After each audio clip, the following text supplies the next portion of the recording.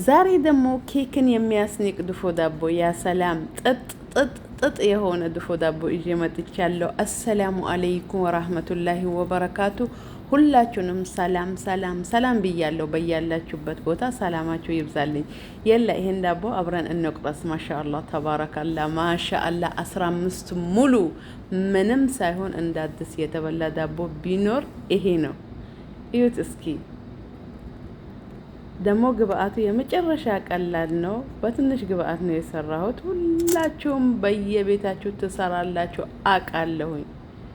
እዩት እስኪ ማሻአላህ ተባረከላ ጥጥ የሆነ ነው። ዳይ ወደ አሰራሩ ወሬ አበዛው መሰለኝ። ስትጀምሩ ሪፖስት ፎሎ አድርጉ። ቪዲዮዬን ሪፖስት አድርጉልኝ። እንግዲህ አደራችሁን። ቲክቶክ ረስቶኛል። ለዛ ስለሆነ ሪፖስት አድርጉልኝ። 4 የሾርባ ማንኪያ ሱካርና 1 የሾርባ ማንኪያ እርሾ እና 1 ኮብ ዱቄት፣ 1 ብርጭቆ ወተት አድርጌ ለ1 ብርጭቆ ውሃ አድርጌበታለሁ። ይቅርታ 1 ብርጭቆ ውሃ አድርጌበታለሁኝ። በውሃ ይያዝልኝ፣ በወተት እንዳትይዙ። በዚህ መልኩ በደንብ አድርጌ አዋህጄ ከ15 እስከ 10 ደቂቃ ወይንም ከ10 እስከ 15 ደቂቃ እጠብቀዋለሁኝ። አያችሁ በዚህ መልኩ ኮፍ ብሏል። ማሻአላ ተባረካላ። በኋላ በጣም ነው ኮፍ የሚለው። ይሄ ነው የሚያግዘው። አንደኛ ነገር እርሾዬ ይሰራል ወይስ አይሰራም ነው። 1 የሾርባ ማንኪያ ነጭ አዝሙድ፣ 1 የሾርባ ማንኪያ ጥቁሩን አዝሙድ አድርጌ ያለሁኝ፣ 4 የሾርባ ማንኪያ ዱቄቱን ወተትና ጨው፣ 1 የሻይ ብርጭቆ ዘይት አድርጌ ያለሁኝ። በዚህ መልኩ በደንብ አድርጌ አዋህደዋለሁኝ ዱቄት ከመጨመሬ በፊት። ይሄው ግብአቴ ይሄ ነው። የመጨረሻ ቀላል ነው። 2 ኪሎ ዱቄት ነው ያን ያያችሁት። ያ ማሻአላህ ተባረከላ ድፎ 2 ኪሎ ዱቄት ብቻ ነው። በዚህ መልኩ በደንብ አድርጌ ውሃ ይሄን ያክል ነው አልላችሁም፣ እንደ ዱቄታችሁ ነው። አንዳንድ ዱቄት ውሃ ያነሳል፣ አንዳንድ ዱቄት አያነሳም። ከካሜራ ጀርባ በደንብ አድርጌ አሸዋለሁኝ። ንዴቴን ወጥቼ ይሄው በዚህ መልኩ ልስልስ አድርጌ ላላ አድርጌ ነው ያቦካሁት። አንዳንድ ልጆች ሊጥ ስታቦኩ በጣም ነው የምታደርቁት። ሊጥ ላላ ማለት ነው ያለበት። ይሄ 3ኛ ነው ኮፍ ያለው። ሁለተኛ የመጀመሪያው ወጥቶ አውርጄዋለሁ። ሁለተኛ ወጥቶ እንደገና አውርጄው ይሄ ነው 3ኛው ነው ኮፍ ያለው። በዚህ መልኩ ከ1 ሰዓት በኋላ ነው ማሻአላ ተባረካላ ይሄንን መስሎልኛል።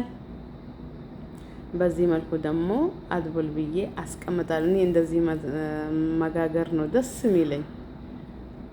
ቅመሙ ነጭ አዝሙዱና ጥቁር አዝሙዱ የሌለ ጣዕም ነው የሰጠው፣ የሌለ ጣዕም። በተለይ ነጭ አዝሙዱ ልክ አገር ሁናችሁ ድሮ የምትበሉት የነበረውን ዳቦ ነው ጣዕም የሚያመጣው። በዚህ መልኩ አድርጌዋለሁኝ። አሁን በእጄ እንደዚህ ዘርጋ አደርገዋለሁኝ።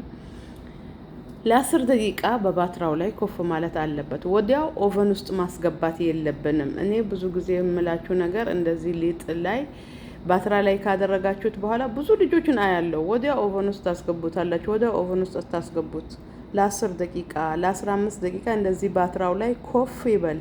ውስጡ ጥጥ ነው የሚሆነው። ባዶ ይሆንና ውስጡ ጥጥ ይሆናል። ኮፍ ሳይል ባትራ ላይ ያደረጋችሁት ወዲያውኑ ኦቨን ውስጥ ስታደርጉት ውስጡ አጂና ነው ሊጥ ነው የሚይዝባችሁ።